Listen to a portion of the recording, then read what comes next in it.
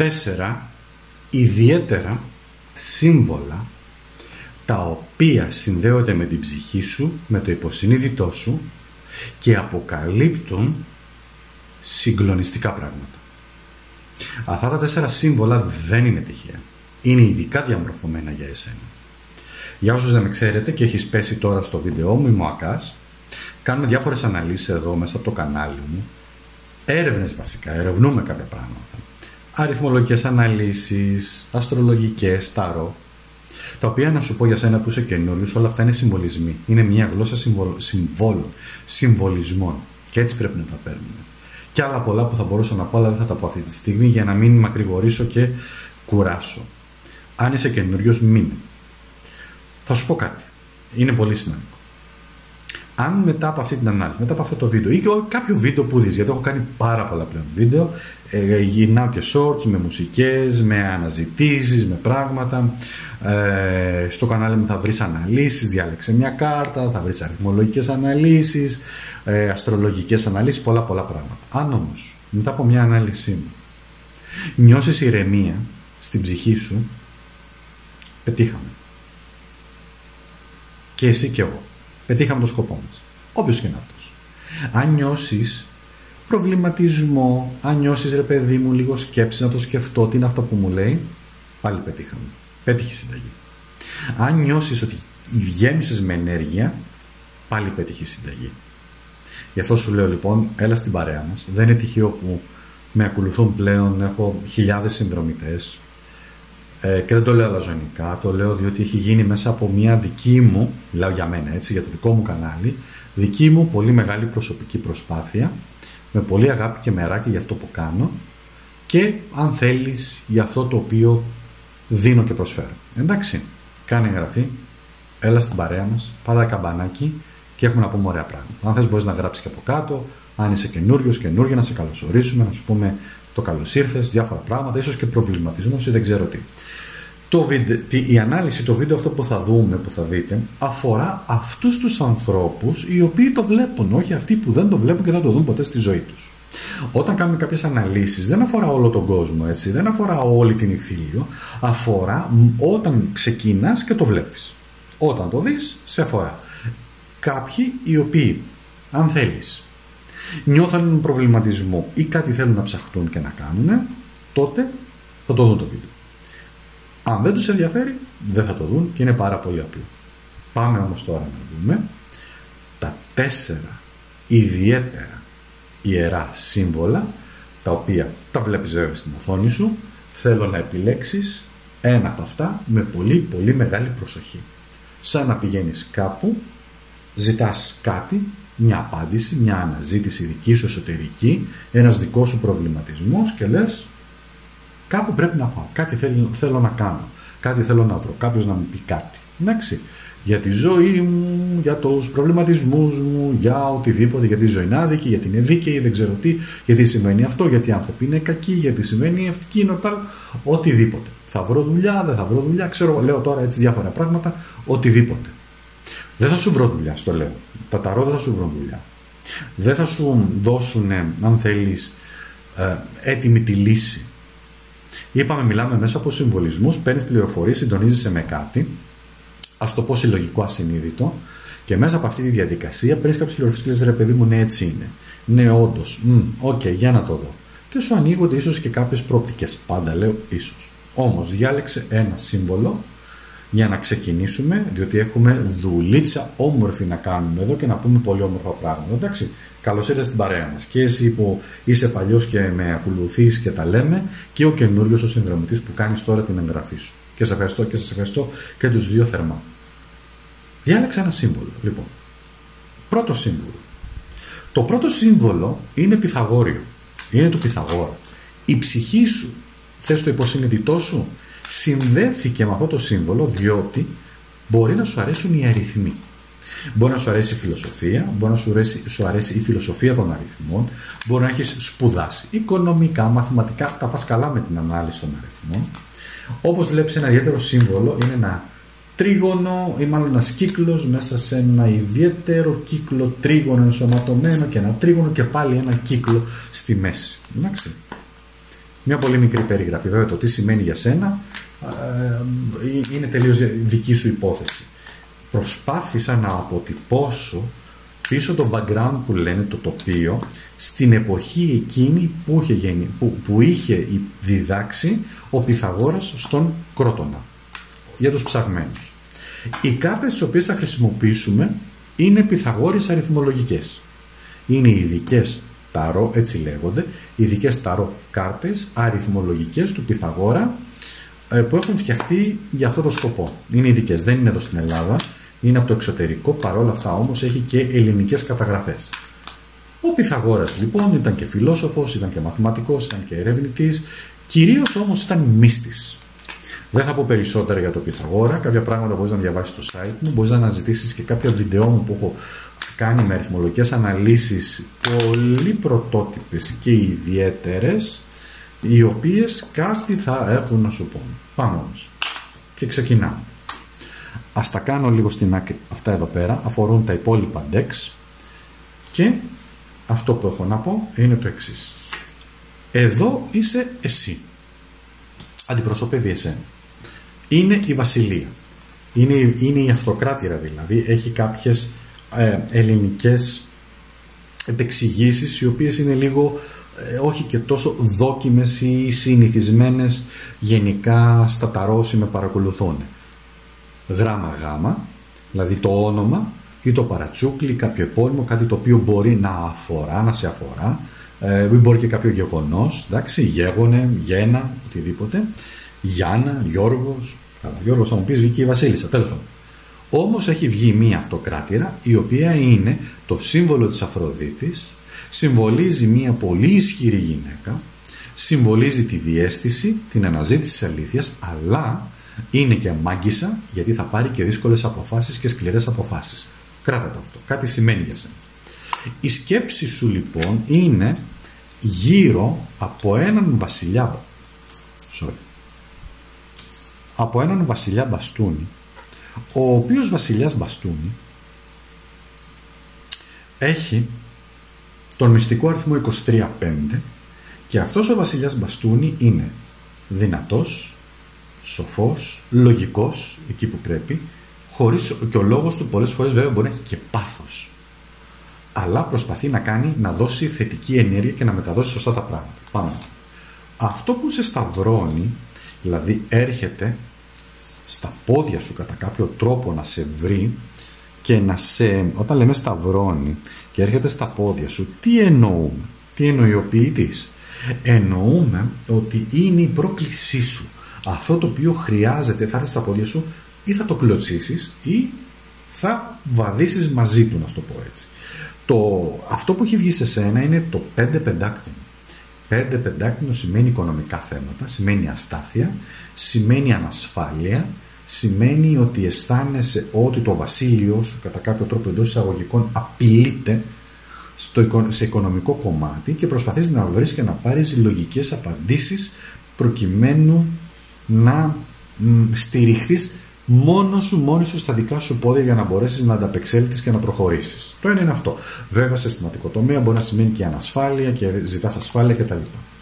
Αυτό το οποίο βγαίνει τώρα από το παρελθόν είναι το 10 πεντάκτηνο. Το 10 πεντάκτηνο είναι μια από τις πολύ όμορφες κάρτες αποτυπώσεις. Σημαίνει κληρονομιά, οικογενειακό όνομα, επιτυχίες, ο πύχης ήταν ψηλά, σημαίνει χρήμα, σημαίνει επαγγελματικές επιτυχίες, καριέρα, αρκετά λεφτά και επίσης για το μέλλον αυτό που σου βγαίνει είναι ο έρωτας. Λοιπόν, έχουμε λοιπόν μια πάρα πολύ καλή αποτύπωση εδώ πέρα όσον αφορά στο ρίξιμό σου. Κάτσε να επιλέξω και ένα σύμβολο, γιατί μιλάμε για σύμβολα, και να δούμε ολοκληρωμένη την εικόνα. Κάτσε λοιπόν μισό λεπτό να βρούμε και να επιλέξω στην τύχη, εδώ είμαστε, ένα ρουνικό σύμβολο, το οποίο είναι το Perth, είναι το μυστήριο, η μοίηση, το γράμμα π στο ελληνικό, έχει να κάνει με τον Κρόνο ή την Αφροδίτη στο ζυγό, είναι ο τροχός της τύχης στα ταρό, ιερατικό σύμβολο του μυστηρίου, θεόπνευστο σύμβολο που έχει να κάνει με την απελευθέρωση και εσωτερικές γενικότερα διεργασίες. ψυχικές δυνάμεις υλοποίηση πεπρωμένου. Δεν είναι τυχαίο, διότι εδώ έχουμε το 6 και εδώ έχουμε το 6. Να δούμε τους συμβολισμούς. Αγαπημένοι μου, λοιπόν, έχεις δύναμη. Έχεις ανθρώπους που σε αγαπάνε. Μπορεί να είναι και μια γυναίκα εδώ που η οποία σε στηρίζει, η οποία δεν είναι μικρής ηλικίας, έχει πετύχει στη ζωή της, έχει κάνει πολλά πράγματα στη ζωή της και είναι εκεί για να σε στηρίξει. Οι σκέψεις σου είναι έντονες, έχουν ενέργεια. Αυτό είναι πολύ καλό, διότι είναι ζωντανές σκέψεις και μπορείς λοιπόν στη σκέψη σου με το βασιλιά εδώ που σημαίνει και σοφία να δώσεις δύναμη. Νιώθεις ανασφάλεια και πιστεύεις ότι πρέπει να τα πετύχεις μόνος σου, μόνη σου, και αυτή είναι η αλήθεια. Το 15 σε στηρίζει διότι σου δίνει ότι είσαι ένα άτομο το οποίο έχεις, συνδέεσαι δηλαδή. Δεν είναι τυχαίο και θυμάσαι το σύμβολο με τους κύκλους. Έχεις κύκλο. Δες τα σύμβολα πώς σε κυκλώνουν και σου λένε πράγματα. Και το 10 εδώ σημαίνει επιτυχία. Προέρχεσαι από το παρελθόν από αρκετές επιτυχίες. Πού σε πάει όμως το μέλλον? Το μέλλον σε πάει εδώ. Είναι οι επιλογές. Εδώ έχουμε το γράμμα Ζ, ό,τι σημαίνει αυτό, και οι επιλογές εδώ σημαίνει και στον έρωτα, επιτυχία και στο ερωτικό κομμάτι, αλλά στη ζωή σου το σύμβολο σου λέει ότι έχεις τη δυνατότητα επιλογών.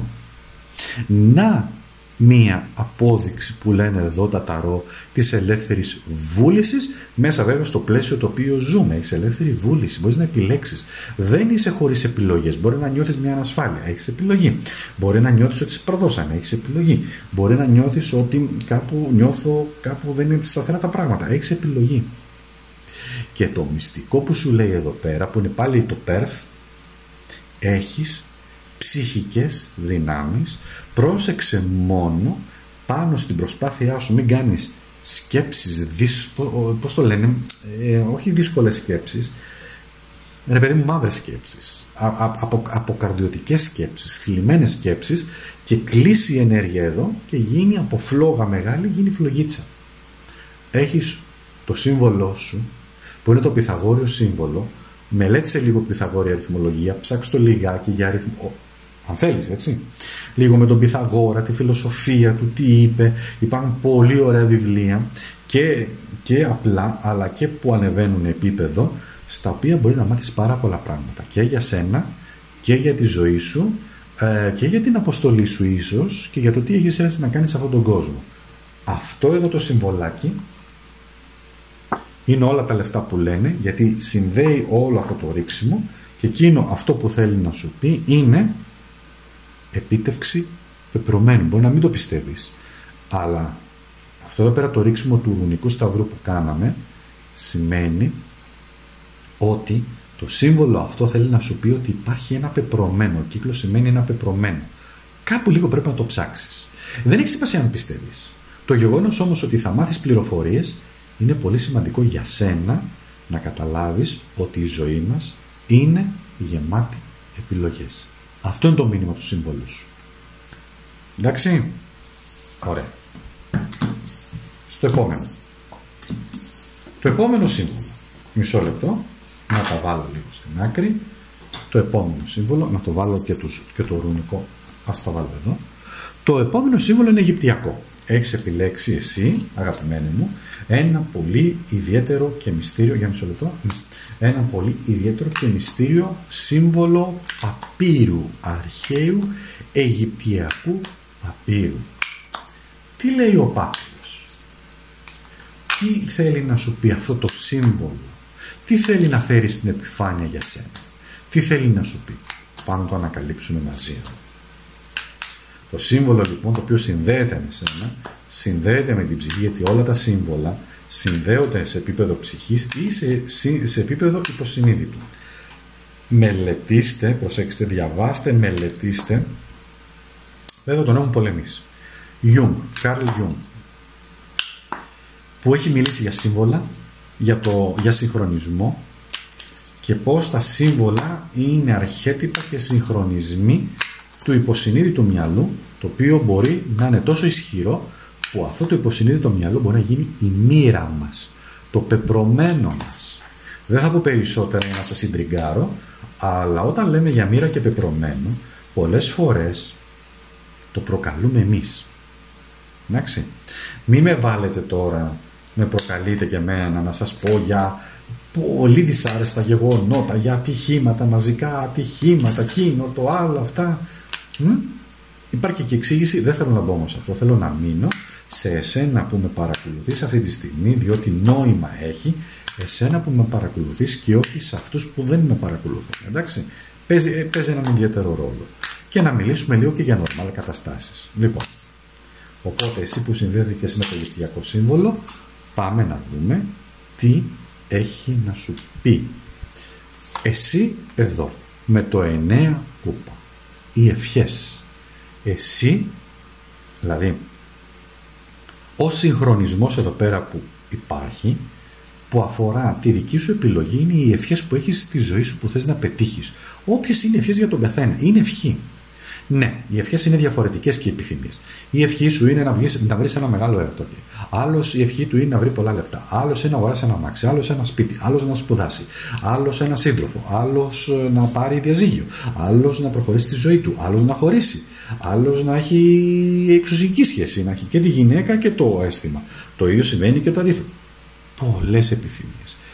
Ο άνθρωπος είναι ένα πολύ κομπλικέ, να το πω γαλλικά, και οι σκέψεις σου γι' αυτό πέσανε. Δεν είναι τυχαίο που έλεγα και όλα αυτά εδώ, 5 ξυφών. Δύσκολες σκέψεις, περίεργες σκέψεις. Εντάξει, το 5 ξυφών μας μιλάει για παρεξηγήσεις, μας μιλάει για ένταση γενικότερα και για ένα κλίμα λίγο πολεμικό. Το 5 ξυφών είναι από τις δύσκολες κάρτες και το 5 ξυφών μας μιλάει ή για νίκη ή κυρίως μιλάει για την ήττα. Κάπου νιώθεις ότι ναι μεν εύχομαι, ναι μεν ένας καλός άνθρωπος, ναι μεν έχω ψυχή, ναι μεν, αλλά σκέφτομαι ότι στη ζωή έχω φάει ήττα. Κράτα το. Είδες το σύμβολο τι βγάζει. Στα πόδια σου λοιπόν αυτό το οποίο έρχεται είναι ένας, μισό λεπτό να δω, είναι ένας ακόλουθος κούπα. Ο ακόλουθος κούπα εδώ είναι από τις καλές κάρτες. Έχει ένα μήνυμα να σου πει πάνω σε αυτόν τον προβληματισμό σου. Μελέτησε και μάθε. Είδες τι είπα προηγουμένως, πώς έρχεται στα λόγια μου. Τι δείχνει εδώ? Μελετάει τον πάπυρο, γράφει τον πάπυρο. Είναι αυτός εδώ, να το πω έτσι λίγο, ας βάλουμε λίγο φαντασία, έγραψε το σύμβολο, αυτό τον πάπυρο που εσύ διάλεξες. Και σου έστειλε ένα μήνυμα πριν χιλιάδες χρόνια για εσένα, μοναδικά για εσένα που με βλέπεις μέσα από το κανάλι. Θα μου πεις, μα τι είναι αυτό που λες? Βάλε λίγο φαντασία. Εξάλλου δεν διαβάζουμε και λογοτεχνία και βιβλία τα οποία μας πηγαίνουν σε φανταστικούς κόσμους. Βάλε και λίγο φαντασία. Είναι ένα μήνυμα το οποίο μπορεί και να ταξίδεψε για σένα προσωπικά για να πάρεις αυτό το ιδιαίτερο μήνυμα. Για πάμε να προχωρήσουμε. Το επόμενο λοιπόν που έχουμε είναι το παρελθόν το οποίο σε ακολουθεί. Ωραία λοιπόν. Έχουμε και το 8 μπαστούνι. Ένα μήνυμα που το 8 μπαστούνι θέλει να σου πει γενικά για το παρελθόν σου, τους στόχους τους οποίους γενικότερα είχες βάλει στη ζωή και ήθελες να πετύχεις. Το 8 μπαστούνι αφορά ζώδια της φωτιάς, αφορά το ξώτη κυρίως, σημαίνει στοχεύω ψηλά. Μπες λίγο σε αυτή την ενέργεια, σε αυτό το νόημα, στοχεύω ψηλά. Δεν είναι μόνο σκοπός, δεν είναι μόνο στόχος, είναι να κατανοήσω και ένα άλλο νόημα ψηλά, να το πω έτσι, στον ουρανό τι συμβαίνει. Σε ένα άλλο θεϊκό επίπεδο. Ενέργεια που έχει φωτιά, εντάξει δεν είναι τυχαία η φωτιά, που θέλει να σου πει ότι στη ζωή σου, σε οτιδήποτε ζητάς, ό,τι και να είναι η επιθυμία σου, που εδώ η επιθυμία είναι συναισθηματικού τύπου, να γεμίσεις εσύ δηλαδή, χαρά, ευτυχία, ικανοποίηση, πληρότητα, ό,τι είναι, χρειάζεται ενέργεια. Χρειάζεται υψηλού επίπεδου ενέργεια και χρειάζεται εσύ, η σκέψη σου, το αίσθημά σου, η ψυχή σου, το είναι σου, το υποσυνείδητο, η λογική σου, όλα να έχουν ενέργεια, τη δύναμη της ενέργειας για να συντηρηθούν. Θέλει να σου πει το κλειδί εδώ που σου γράφει και αυτός εδώ πέρα ή το σύμβολό σου.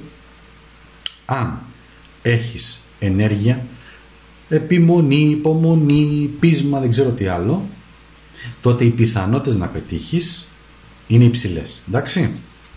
Πάμε τώρα στο επόμενο, το οποίο είναι το μέλλον σου έρχεται με ένα άλλο πεντάρι. Εδώ έχουμε 5 ξυφών. Νίκη ή ήττα είναι το ίδιο νόμισμα στη ζωή. Νομίζεις, πρόσεξε να δεις εδώ τώρα, αυτή η κάρτα τι σου φανερώνει. Νομίζεις ότι νίκησες, αλλά στην ουσία έχεις χάσει. Νομίζεις ότι έχασες, αλλά στην ουσία έχεις νικήσει. Πολλές φορές στη ζωή, λέω τώρα ένα παράδειγμα, νομίζουμε ότι, λέω τώρα ένα παράδειγμα, έτσι, μη με παρεξηγείς, ότι ωραία, νίκησα όλους τους άλλους και πήρα εγώ τη δουλειά. Και στην ουσία καταλαβαίνεις ότι μετά ήταν μούφα. Ή παρουσιάζονται τόσα τρομακτικά προβλήματα τα οποία δεν τα έχεις υπολογίσει, δεν τα έχεις προβλέψει και τελικά έχεις φάει εσύ την ήττα. Ή πολλές φορές σου κλείνει μία πόρτα, νομίζεις ότι έφαγες ήττα και μετά από καιρό μπορεί να το μάθεις, μπορεί και να μην το μάθεις, αλλά μπορεί να μάθεις ότι τελικά ήταν για καλό που έφαγες εκεί την ήττα και έκλεισε αυτή η πόρτα, διότι το τι γινόταν εκεί μέσα καλύτερα να μην το ζούσες ποτέ στη ζωή σου. Θα έλεγες δηλαδή καλύτερα να μην πήγαινα ποτέ. Εδώ τώρα μεταφερόμενοι σε όλα αυτά τα κλειδιά, το 5 πεντάκτηνο θέλει να σου πει ότι η ζωή έχει και καλές και κακές στιγμές, έχει και επιτυχίες, έχει και ατυχίες και θα κερδίσεις χρήματα και θα χάσεις, εντάξει. Γιατί αυτός είναι ο νόμος, το χρήμα είναι μια ροή γενικότερα. Αυτό όμως που πρέπει να μείνεις εσύ στο κλειδί είναι ότι η ζωή, μάλλον να το πω διαφορετικά, τα πάντα ρί. Αυτό είναι το νόημα. Αν αναζητάς μία μόνιμη ασφάλεια οικονομική, δεν υπάρχει. Αυτό είναι το σύμβολο το οποίο σου αποκαλύπτει και σου λέει ότι τα πάντα στη ζωή όλα αλλάζουν. Αλλά εδώ πετύχαμε φλέβα, εντάξει. Και το σύμβολο το οποίο σου πέτυχε εσένα, αγαπημένε μου, είναι το εξής. Είναι το 25, είναι του Όντιν, κρυφά μυστικά, μοίρα, κάρμα, προμένο. Θες να μάθεις κάτι συγκλονιστικό? Θα το μάθεις εδώ. Δεν ξέρω αν το διαβάζεις, δεν πιάσω το πω εγώ. Κάποια πράγματα δεν θα τα μάθεις ποτέ. Αν νίκησες ή αν κέρδισες μπορεί να το μάθεις. Αν τελικά είχες ενέργεια δυνατή για να πετύχεις τους στόχους σου, μπορεί και να νίκησες έναντι άλλων ανθρώπων, μπορεί να το μάθεις και ποτέ. Σύμβολο, αυτό είναι το σύμβολο. Είναι το άπειρο, είναι το σαν το 0. Ανοιχτό σε καλή αναγνωρίσεις το πεπρωμένο σου. Αισιοδοξία και ολοκλήρωση. Όλα είναι γραμμένα από τον Θεό, αγαπημένο. Στο αφήνω εδώ, δεν αναλύω άλλο, γιατί με τέτοια ενέργεια εδώ που βγήκε το θεϊκό στοιχείο, το κάρμα πεπρωμένο, εγώ σταματάω. Εντάξει. Σταματάω ενώ δηλαδή διότι έχει μπει ένα τέτοιο σύμβολο το οποίο δεν χρειάζεται να πω κάτι άλλο. Εντάξει. Αυτό. Συνεχίζουμε. Συγκλονιστικό, ειδικά αυτό εδώ το μήνυμα ή η νίκη, είναι το ίδιο νόμισμα, αλλά στη ζωή νομίζουμε ότι νικάμε και τελικά μπορεί να έχουμε χάσει. Θα μου πεις, μια ζωή θα χάνουμε? Όχι, αλλά λέμε γενικά. Πάμε λοιπόν στο τρίτο σύμβολο. Τρίτο σύμβολο το οποίο είναι ιδιαίτερο. Κέλτικο. Αρχαίο κέλτικο σύμβολο. Ένας κύκλος με μυστικούς συμβολισμούς μέσα, με ένα κηρύκιο, σαν κηρύκιο που βγαίνει με μια άλλη μορφή και θέλει να σου μιλήσει γενικότερα για τη θεραπεία, για τις δύο πλευρές της ζωής και για την αλυσιδωτή εξέλιξη της ζωής, για το DNA της ζωής Ότι όλοι μέσα μας έχουμε DNA και έχουμε κληρονομήσει κάποια πολύ σημαντικά χαρακτηριστικά από τους προγόνους μας. Θα δούμε όμως τι έχουν να μας πούνε αυτές οι καταπληκτικές πανέμορφες κάρτες κέλτικες που έχω. Δεν τις βγάζω πολύ συχνά, τις βγάζω, ξέρετε, κάποιες κάρτες, κάποια decks τα βγάζω για ειδικές αποστολές. Αυτό είναι μια ειδική αποστολή. Για πάμε. Λοιπόν, πρώτα απ' όλα εσύ. Εδώ και βγαίνει μία βασίλισσα μπαστούνι. Δυνατή βασίλισσα, σίγουρη, και με τη γατούλα της και με το δράκο της. Πρόσεξε να δεις, αυτή η βασίλισσα έχει μία διπλή φύση. Πρόσεξε, δεν είναι διπρόσωπη, όχι. Είναι και πολύ καλή, έχει καρδιά, έχει ενέργεια που γεμίζει με αγάπη. Μπορεί όμως, και το δράκο εδώ, να σου στείλει το δράκο που είναι η άλλη όψη του νομίσματος, που είναι η κακή πλευρά. Μάλλον να σου το πω, η κακή της πλευρά. Εδώ πίσω, αν παρατηρήσεις, υπάρχει και ο Κρόνος. Όλα παίζουν ρόλο σε αυτούς τους συμβολισμούς. Πάμε όμως εδώ να δούμε. Είναι μια γυναίκα σίγουρη, μια γυναίκα με σοφία. Τώρα, αν είσαι άντρας ή υπάρχει μια γυναίκα που σε επηρεάζει πάρα πολύ στη ζωή σου, μπορεί να είναι η γυναίκα σου, μπορεί να είναι η μητέρα σου, δεν ξέρω τι, ή αφορά την ψυχή σου. Εντάξει. Το ίδιο και εσύ σαν γυναίκα. Μπορεί να ταυτίζεσαι ή μπορεί να είναι και η ψυχή σου. Πάμε όμως να δούμε τις σκέψεις. Οι σκέψεις είναι, ρε παιδί μου, εδώ βγαίνει το rebirth. Σημαίνει αναγέννηση. Ανανεώνομαι, αναγεννιέμαι. Σαν να θέλεις, σαν να λες, και δεν είναι τυχαίο. Δες το σύμβολο και δες και τον κύκλο, έτσι, γιατί είναι και η αναγέννηση. Είναι και το, τι είπαμε για το DNA και έχει εδώ το μωρό. Η αναγέννηση λοιπόν θέλει να σου πει και να σου μιλήσει και να σου πει επίσης, τις βλέπεις εδώ και αυτές τις σκιές. Είναι, να το δεις λίγο πιο καλύτερα, είναι οι προγονείς μας, οι οποίοι γεννιόνται και αυτοί, γιατί μας έχουν μεταδώσει μέσα στο αίμα μας, μέσα στην ψυχή μας, ας το πούμε, μας έχουν μεταδώσει τις δικές τους ιδιότητες. Δεν λέμε μοιάζει του παππού στο χαρακτήρα. Δεν λέμε είναι ίδιος ο παππούς σε εξωτερική εμφάνιση ή ο ένας ή ο Σκέφτεσαι όμως κάτι για να αναγεννηθείς. Θα το δούμε. Εδώ βγαίνει ένας υπότης. Πολύ ωραία. Βγαίνει ένας υπότης πεντάκτηνο. Ο υπότης αυτός, ωραίος υπότης πάνω στο δράκο του, πηγαίνει λοιπόν με την ασπίδα του, με αυτό το πολύ ωραίο σύμβολο, να το δεις, το πολύ ωραίο κέλτικο σύμβολο, πηγαίνει στο δικό του ρυθμό, μεθοδικά, πειθαρχημένα. Πρόσεξε να δεις τι φλασιά έφαγα τώρα. Η μεταφυσική, σας είπα, ερευνώ πολλά χρόνια, πολλά πράγματα. Είμαι ένας ερευνητής και ερευνώ. Δεν σημαίνει ότι έχω κατασταλάξει. Μάλλον έχω κατασταλάξει σε αρκετά πράγματα. Όμως ανακαλύπτω συνέχεια καινούργια. Όμως εδώ αυτή η φλασιά που έφαγα και έρχεται να σου πει είναι ότι προσπαθώ να βρω λόγια να το... Sorry ρε παιδιά, sorry λίγο, γιατί προσπαθώ λόγια να το εξηγήσω.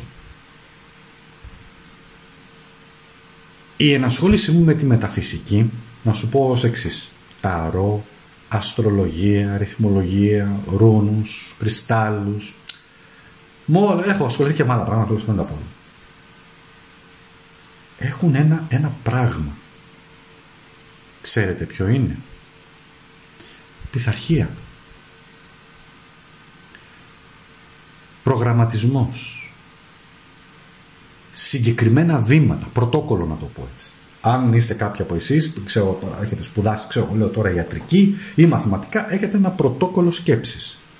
Δηλαδή, υπάρχει μια σειρά από λογικές κινήσεις. Μετράς το ένα, μετράς το άλλο. Αν κάνεις ένα μαθηματικό μοντέλο, βάζεις εδώ, μετράς πράγματα για να φτάσεις στο αποτέλεσμα. Έτσι είναι και η μεταφυσική. Έτσι είναι η αστρολογία. Όταν φτιάχνω ένα χάρτη, να σου το πω έτσι, ακολουθούμε μία σειρά από βήματα. Υπάρχει πειθαρχία. Δεν είναι χύμα. Όταν κάνεις την τεχνική της ωριαίας αστρολογίας, ακολουθείς μία σειρά από βήματα και ελέγχεις μία σειρά από πράγματα. Πώς είναι το αεροπλάνο που κάνει τους ελέγχους? Πώς είναι όταν είναι να κάνεις την αναισθησία και λες αυτό εδώ τσεκ, αυτό εδώ τσεκ, αυτό εδώ ωραία, αυτό το έβαλα. Έτσι είναι, παιδιά, και η μεταφυσική, και όσο και δεν το πιστεύετε. Τα ταρό έτσι είναι μία σειρά γεγονότων, μία πειθαρχία. Για να μάθεις κιόλας χρειάζεται πειθαρχία. Πρέπει να λιώσεις παντελόνια για να μάθεις, έτσι, γιατί υπάρχουν για να μάθεις, να το πω έτσι, για να μάθεις πρέπει να λιώσεις παντελόνια σε οποιοδήποτε τομέα. Θα μου πεις τώρα αστρολογία. Ναι, βέβαια, αστρολογία. Για να μάθεις καλή αστρολογία θες τουλάχιστον, μιλάω για εξωτερικό τώρα, θες τουλάχιστον 2 χρόνια. Σε ανεγνωρισμένο τομέα, στην Αγγλία ας πούμε, στο οποίο εκεί μαθαίνεις πραγματικά, να σου το πω έτσι, σε βάθος πράγματα. Θες ταρό?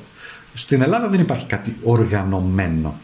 Υπάρχουν κάποιες σχολές, αλλά δεν είναι οργανωμένες τόσο πολύ ώστε να μπορείς να... Αν θα μάθεις μόνο όπως και εγώ άρχισα να μαθαίνω κάπου με κάποιους ανθρώπους οι οποίοι γνώριζαν και σε βάζαν σε αυτή τη διαδικασία. Όμως, για να μην μακρηγορώ, θέλει πειθαρχία.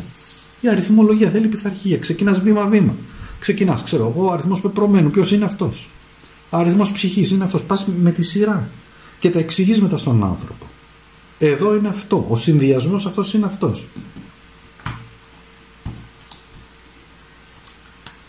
Σταματάω. Δεν λέω κάτι άλλο. Νομίζω το πήρε στο νόημα και δεν χρειάζεται κιόλας. Ωχ, Παναγιά μου, τι βγαίνει εδώ. Δικαιοσύνη. Κάρμα. Άλλο εδώ τώρα που έχει να κάνει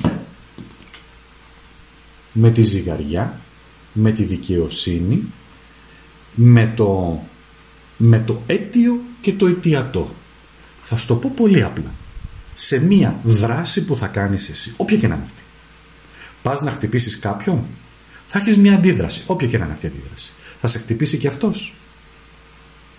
Θα σε βρίσει, θα σε κάνει, θα σε αποφύγει, υπάρχει μία αντίδραση.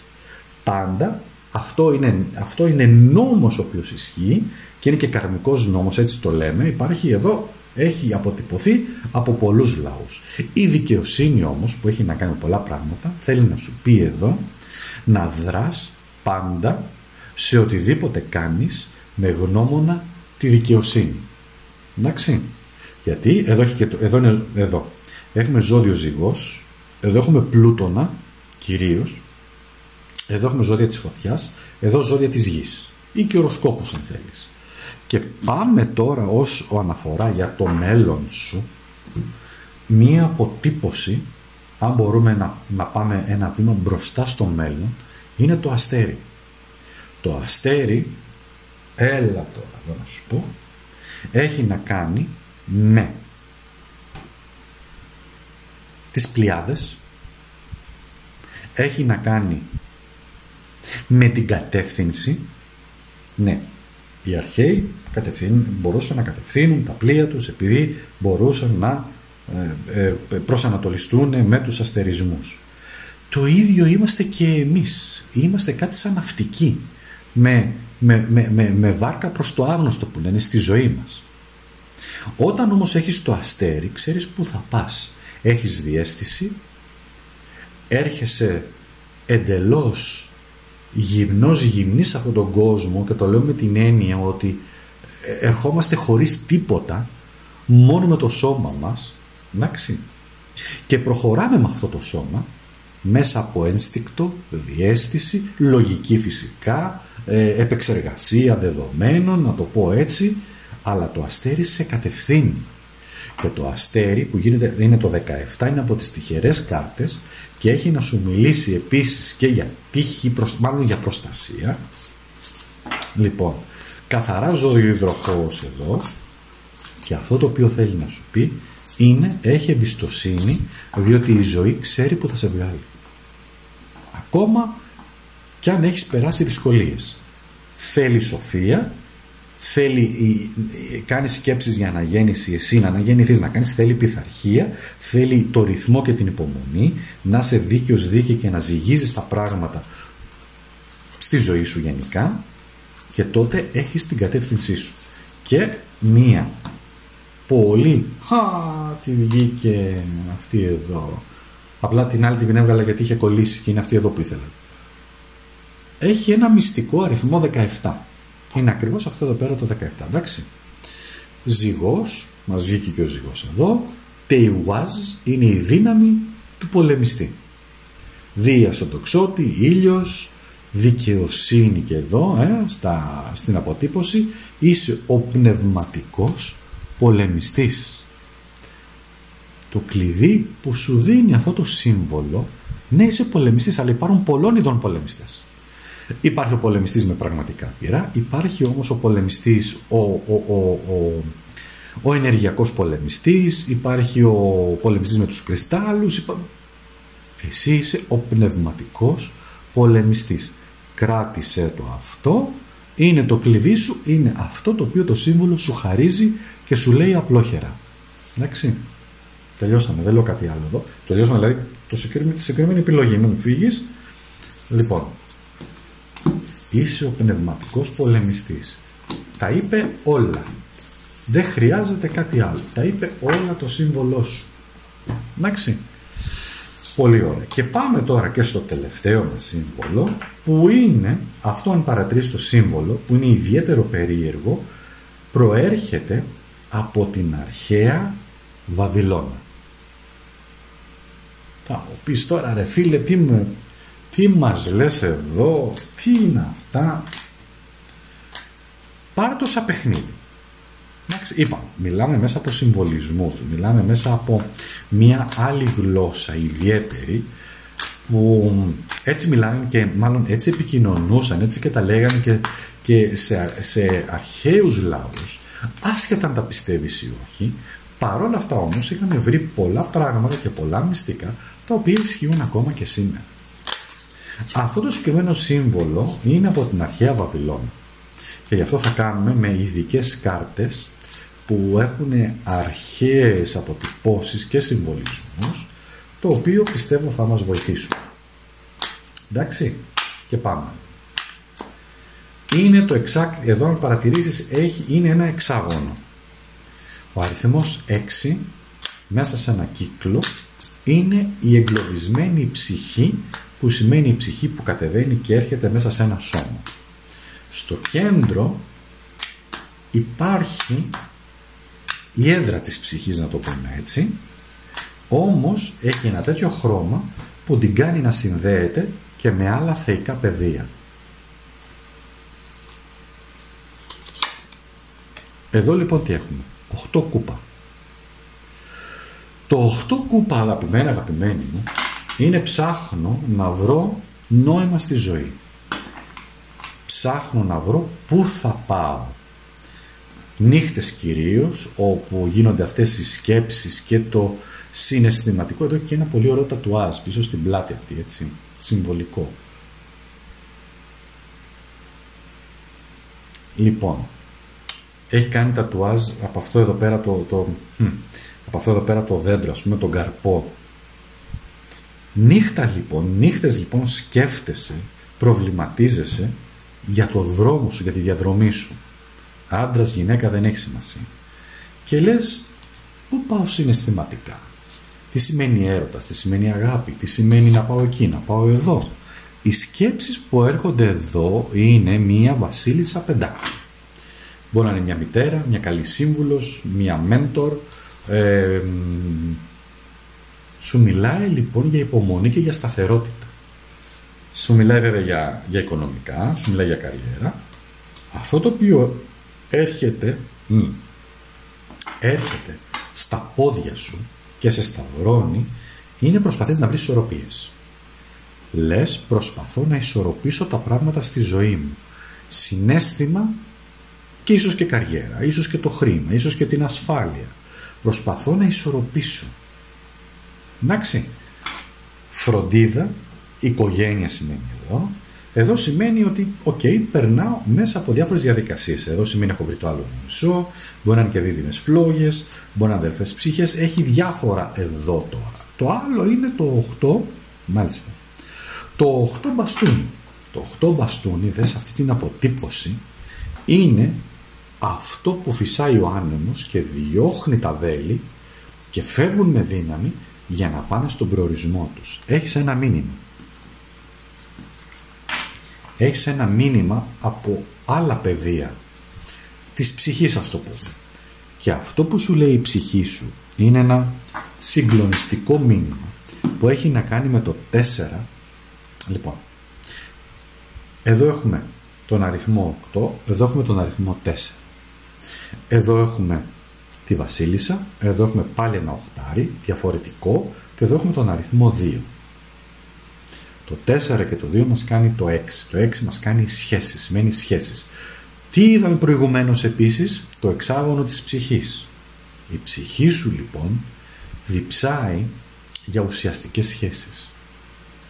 Διψάει να βρει τη χαρά μέσα από τον έρωτα, μέσα από τις σχέσεις, τη συντροφικότητα, το γάμο, έτσι, τη συμβίωση. Δεν σημαίνει ότι όλα καταλήγουν σε γάμο. Η ψυχή σου στέλνει ένα μήνυμα σαν αέρα, σαν αερικό και σου λέει ότι είσαι σε μια αναζήτηση και καλά κάνεις, γιατί η ζωή είναι αναζήτηση. Έχεις σταθερά σημεία εδώ τα οποία σε αγαπάνε, σε συμβουλεύουν, σου λένε κάποια πράγματα. Τώρα θα μου πείτε, μα μπορεί πάντα όλα αυτά να είναι σε θετικό? Αυτή εδώ πέρα η βασίλισσα να μην είναι υστέρο? Θα μπορούσε να είναι και αυτό και να είναι και μια πρόκληση. Και γι' αυτό προσπαθείς να ισορροπήσεις. Προσπαθείς ίσως να ισορροπήσεις και άλλους κόσμους. Μπορεί να προσπαθήσει να ισορροπήσει μια γυναίκα που θέλει να φύγει γιατί δεν αντέχει αυτή τη γυναίκα. Μπορεί να παίζει και αυτό. Αλλά αυτό που σου λέει το σύμβολο είναι η δική σου ισορροπία με τον άνθρωπο που αγαπάς και είναι η ευτυχία. Δες αυτή εδώ πέρα την αποτύπωση. Είναι το 4 μπαστούνι που είναι η αποτύπωση της χαράς, της ευτυχίας, της χαρούμενης ενέργειας. Αυτή είναι η αναζήτησή σου. Με αυτό συνδέεται το σύμβολό σου. Η ψυχή σου τώρα για ποιο λόγο? Θα τα ανακαλύψεις εσύ περισσότερα. Και αυτό το οποίο μας βγαίνει εδώ είναι ο αριθμός 9. Aiwaz, προστατευτικές δυνάμεις. Αφροδίτη στο ζυγό. Αυτό είναι το συμβολάκι. Μπορεί να το έχεις και τατουάζ, δεν ξέρω, ή στην παλάμη σου. Οτιδήποτε υπάρχουν καθυστερήσεις, μη βιάζεσαι, χρειάζεται υπομονή. Είναι η θέληση Θεού, εδώ να στο δείξω. Έχεις προστασία, ευλογία. Ίσως περάσει από δοκιμασίες. Ναι, είναι μια περίοδος δοκιμασίες. Δεν έχει όμως αρνητικό αυτή η κάρτα. Σαν να θέλει να σου πει το σύμβολο ότι στη ζωή, ναι μεν έχουμε δυσκολίες, οι αποτυπώσεις εδώ είναι ότι να αναζητήσεις τη χαρά σου. Εξισορρόπηση, χαρά και αυτό που ζητάει η ψυχή σου. Τι ζητάει η ψυχή σου? Έχεις και προστατευτικές δυνάμεις, γιατί μπορεί να είναι και αυτή εδώ πέρα που σε προστατεύει. Μη μασάς. Δεν έχεις να φοβηθείς τίποτα. Έχεις όλο το υλικό της προστασίας.